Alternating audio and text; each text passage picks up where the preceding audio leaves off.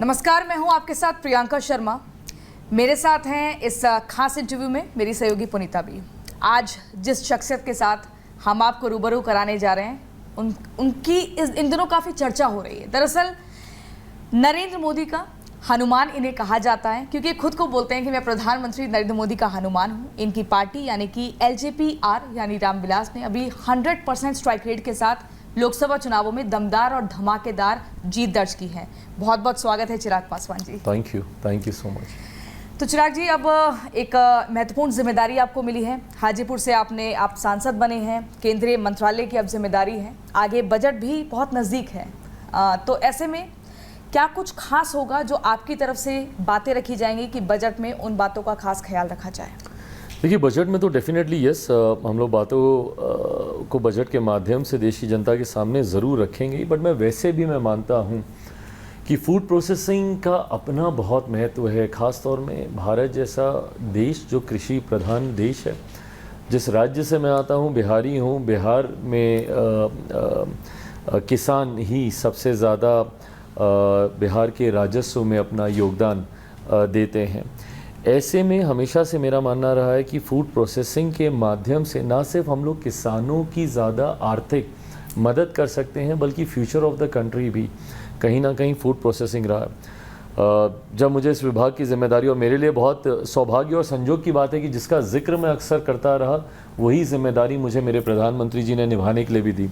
आप मेरे विजन को देखेंगे, बिहार फर्स्ट, बिहारी फर्स्ट में मैंने हमेशा प्रमुखता से जिक्र किया है कि प्रोसेसिंग यूनिट्स, बिहार स्पेसिफिक ही उस वक्त मैं जिक्र करता था, बट अब क्योंकि देश भर की जिम्मेदारी है तो मैं मानता हूं कि देश भर में प्रोसेसिंग यूनिट्स का एक अपना महत्व है।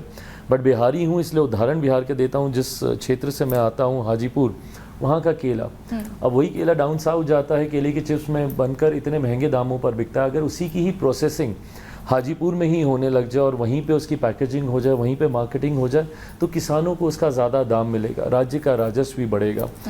मुजफ्फरपुर की लीची है, भागलपुर का आम है, मखाना आज तो देश में ही नहीं दुनिया में उसकी मांग हो रही है। तो ऐसे में मुझे लगता है कि इस मंत्रालय का एक बहुत अहम योगदान आने वाले दिनों में, जब 2047 तक मेरे प्रधानमंत्री जी देश को एक विकसित देश बनाना चाहते हैं, तो मुझे लगता है कि उसमें इस मंत्रालय का एक महत्वपूर्ण, एक अहम योगदान होगा। ठीक है। अगर हम सदन की बात करें तो हमें हाल ही में देखा कि विपक्ष ने कितना ज़बरदस्त हंगामा किया। पीएम मोदी को बोलने नहीं दिया, चाहे फिर वो लोकसभा और राज्यसभा हो, मतलब बोले पर बहुत ज़्यादा हंगामा रहा। आपको लगता है कि इस बार जो बजट होगा वो भी हंगामेदार हो सकता है, या एनडीए की तरफ से कुछ ऐसी स्ट्रेटेजी बनाई जा रही है कि विपक्ष को समझा बुझाकर शांत बिठाया जाए और जो बजट रिप्रेजेंट किया जाएगा उसको शांति से सुने देश दुनिया? देखिए, तकलीफ इस बात की है कि अगर विपक्ष हंगामा खड़ा करने को ही अपनी उपलब्धि मानने लग जाए तो फिर उस मानसिकता को नहीं बदला जा सकता ना। दिक्कत यही है कि जिस विपक्ष की भूमिका सकारात्मक होनी चाहिए, जिस विपक्ष की भूमिका सरकार के साथ मिलकर ज्वलंत विषयों का समाधान ढूंढने की होनी चाहिए। भाई, अगर नीट को लेकर आपकी चिंता है, सरकार की आपसे ज़्यादा चिंताएं हैं। मणिपुर को लेकर अगर आप चिंतित हैं तो सरकार आपसे ज़्यादा चिंतित है।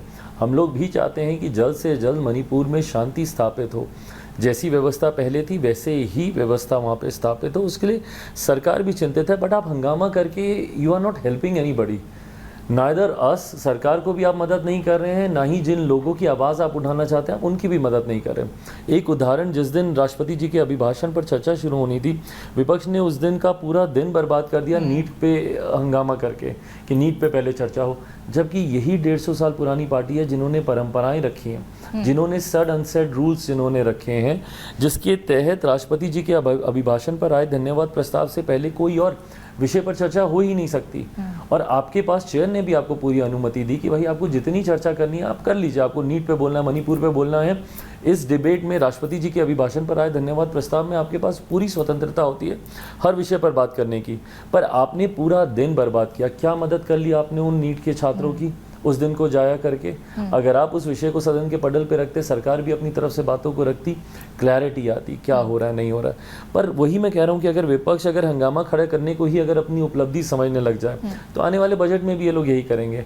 इन लोगों ने अगर ये मन बना ही लिया है, ठान ही लिया है कि सदन नहीं चलने देना है, और यही अगर इनकी अचीवमेंट है, देन तो नोबडी कैन डू। स्ट्रेटजी है कोई ऐसी?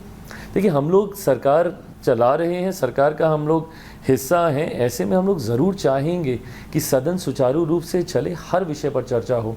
And being the part of the government, मैं on the behalf of the government मैं इस बात को बहुत स्ट्रांगली कह सकता हूँ कि हमारे पास कुछ छुपाने के लिए नहीं है ना। सारी चीज़ें हम लोग खुद सदन के पटल पर हम लोग रखना चाहते हैं। नीट का मामला हो, मणिपुर का मामला हो, आप आइए सकारात्मक चर्चा कीजिए, सवाल पूछिए, सवालों के घेरे में हमें खड़ा कीजिए।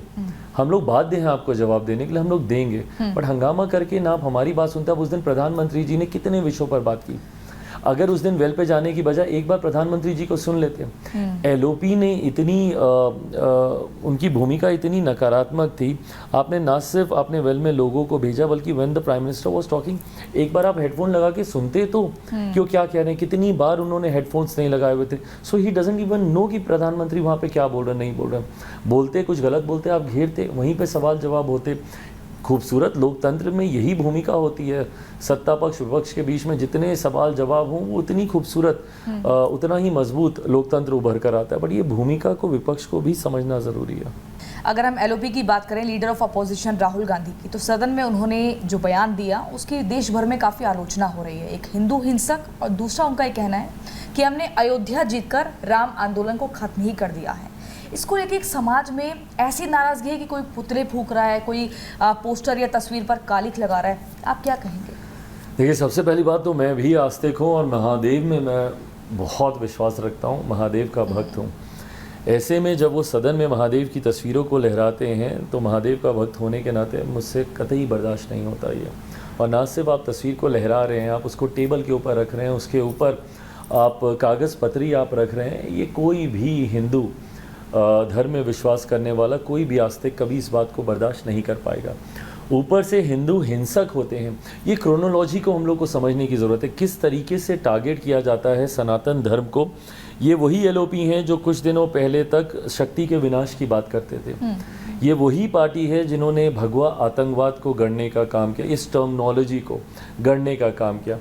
ऐसे में एक एक करके जब आप टारगेट करते हैं, ये वही पार्टी है जो जब सनातन धर्म को गाली दी जाती है तो खामोश रहते हैं। जब सनातन धर्म को डेंगू मलेरिया के साथ जोड़ा जाता है और कहा जाता है कि भाई इसको ख़त्म करना चाहिए, तो ये लोग खामोश रहते हैं। ऐसे में ये इनकी सोच को दर्शाता है और इनकी वही बंटवारे की राजनीति को दर्शाता है कि आप अपीजमेंट की पॉलिटिक्स करो किसी एक धर्म के लिए, दूसरे धर्म को आप गाली दो, दोनों में मतभेद खड़ा करो और दोनों को एक दूसरे के खिलाफ लड़ाओ और उसके बाद अपना वोट बैंक बनाकर उसके ऊपर शासन करो।